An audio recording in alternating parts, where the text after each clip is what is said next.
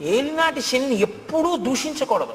మీరు ఆయన్ని నమస్కారం చేసి ప్రార్థన చేస్తే ఆయన దాన్ని ఇంకొకలా మారుస్తాడు. ప్రతిరోజు తిరగవలసిన దాన్ని గుడి చుట్టూ తిరగడంగా మారుస్తాడు భక్తి ఇచ్చి. కాబట్టి ఇప్పుడు శాపానుగ్రహం ఎందుకు ఇస్తారు? మార్పు తీసుకురావడం కోసం ఇస్తారు. వెంటనే తనకు అర్థమైంది, అయ్య బాబోయ్ ఇలా ఉండడమా.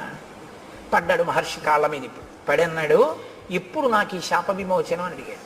అయితే మారావు కదా, ఇప్పుడే అన్నారు అనుకోండి, ఆ బుద్ధి మళ్ళీ మారిపోతుంది. అందులో ఆ బాధ ఏమిటో తెలియాలి. ఆయన అన్నాడు, యదాచ్యత్వా భుజౌ రామ త్వాం దహే ద్విజనే వనే తదాత్వం ప్రాప్స్యసే రూపం స్వమేవ విపులం శుభం.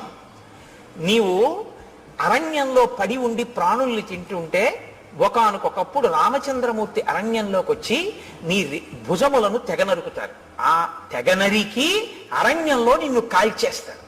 ఎందుకంటే ఆ ప్రాణి అలా